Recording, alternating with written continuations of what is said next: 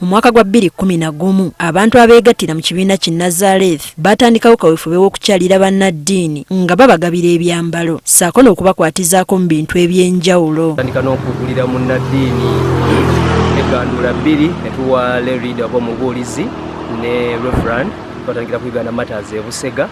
Mukama n'atubeera n'atukwatira ekisa mpola mpola era olunaku olwo we twakola omulimu ogwo twasanyuka nnyo. We twogerera basobodde okwetooloola obulabirizi 39 okwambaza bannaddiini abasoba mu 9. Badde tugabira abannaddiini bonna Abanglikani Church amagandula gaabwe nga mulimu essaati erimu koola, kasoka, sapuleesi n'enkoba.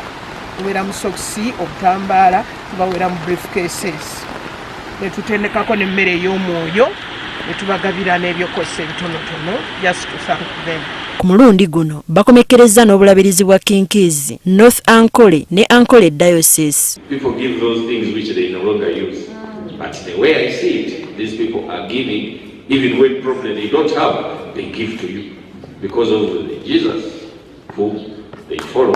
Nyenda kusima Mukama munonga abwa Nazarene family abu twijuka no kuteekateekaho bakatuleetera ebijwaro byitu ebyobuheereza kandi bakatuleeteramu n'essaati n'ebindi biconco batuheereza. Bagamba tebadduukirira bannaddiini bokka. Kola emirimu egy'enjawulo tulambula abalwadde tugabira abatalina eyo mu byalo tusinga nnyo okutambula mu byalo eyo oli abantu abalina obwetaavu abakadde bamulekwa.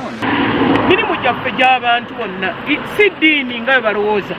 Tuli abantu abajja awamu ng'ab'amadiini ag'enjawulo naye ng'ensonga etulese yakola bulungi. Batubuulidde engeri gye babadde bakuŋŋaanyaamu ssente okulaba nga batuukiriza ekiruubirirwa kyabwe. Otwasookera nga abantu balowooza nti Nazaaleesi tulina abazungu oba baddoona nga bwe baboogera naye twebaza Katonda nti batuuse ekiseera ne batutegeera ffe bennyini abayingira mu kintu Yesu bye yakozesa ffe bakozesa buli omu n'awaayo 2, 3, 5.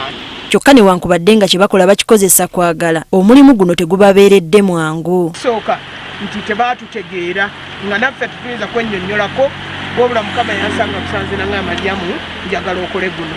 So kyali kizibu okunnyonnyola omuntu atayogedde na Katonda n'ekiseera kyatuuka ne banzikiriza. Wano we basabidde abantu bonna bulijjo okudduukiriranga abalala abali mu bwetaavu. Tekikwetagisa kunoonya ffe awo wooli osobola okubeera omunnazaaleesi ng'osobola okugenda emanju oba wali omukadde n'omulabirira n'omwoleza n'ogenda ku ddwaliro n'olambula ku balwadde n'ogenda n'okuuta ku toyireti z'eddwaliro n'ogenda n'okuuta ku kanisa entebe z'ekkanisa n'ofaayo ku banafu abateesobola. Teddy Nakaliga agaffe eyo ku Spark TV.